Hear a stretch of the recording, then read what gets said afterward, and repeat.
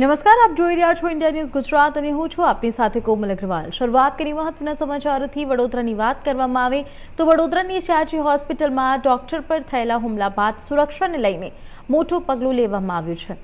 હોસ્પિટલમાં હવે 45 બાઉન્સરો તૈનાત કરવામાં આવ્યા છે, જ્યારે કેમ્પસમાં 60 રેપિડ રિએક્શન સ્ટાફ મૂકવાની ખાતરી આપવામાં આવી છે। મૃતદેહ ડિકમ્પોઝ થવાની ઘટનાને લઈને ઉશ્કેરાયેલા પરિવારે ડોક્ટર પર હુમલો કરતા રેસિડેન્ટ ડોક્ટરોએ સુરક્ષાની માંગ સાથે હડતાળ શરૂ કરી હતી। આ ઘટનાને પગલે આરોગ્ય વિભાગ, કલેક્ટર અને પોલીસના ઉચ્ચ અધિકારીઓ તાત્કાલિક હોસ્પિટલ ખાતે દોડી આવ્યા હતા। ડોક્ટરોની મુખ્ય માંગણીઓમાં સુરક્ષા વધારવા, સીસીટીવી કેમેરા સ્થાપિત કરવા અને અંધારા વિસ્તારોમાં લાઇટોની વ્યવસ્થા કરવાની માંગ શામેલ હતી।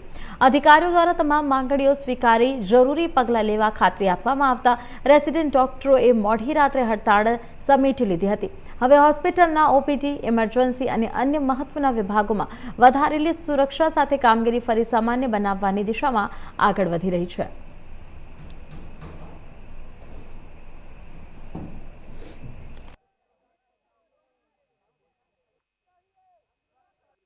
સમેટાઈ ગઈ, શું પ્રશાસન દ્વારા તમને કહેવામાં આવ્યું અને શું વ્યવસ્થા હવે થશે?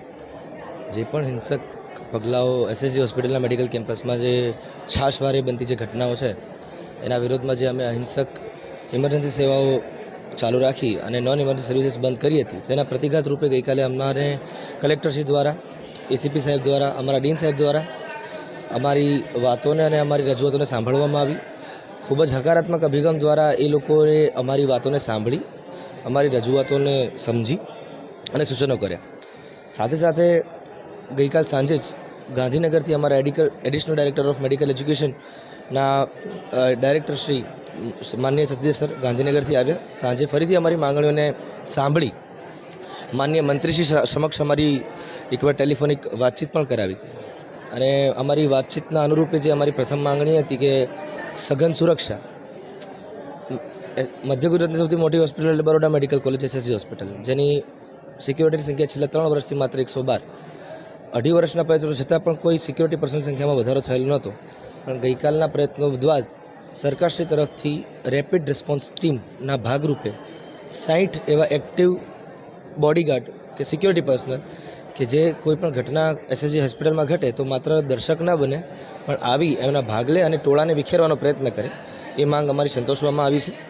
અને સાથે સાથે કોલેજના પડતર પ્રશ્નો જેવા કે બંધ હાલતના સીસીટીવી કેમેરાસ, ઘણી જગ્યાએ લાઇટનો અભાવ, એ ક્રાઉડ કંટ્રોલનું મિસમેનેજમેન્ટ, એ દરેક પ્રશ્નો ટૂંક જ સમયમાં પતી જશે એવી ખાતરી માત્ર અમને નહીં, આ પ્રશાસન દ્વારા દરેક રેસિડેન્ટ ડૉક્ટરને કોવિડ કમાન્ડ સેન્ટરમાં બોલાવી તેમની સાથે એક ટોક એન્ડ ડાયલોગના માધ્યમ દ્વારા અમને જો સૂચના મળતા અમે પણ પેશન્ટના હિતે અમારી પણ સુરક્ષા જે માંગણી સંતોષાઈ ગઈ છે એ પ્રમાણે વિચારી અમે અમારી જે આ સેવા ઉપર તરત રાતથી જ પરત ફર્યા છે।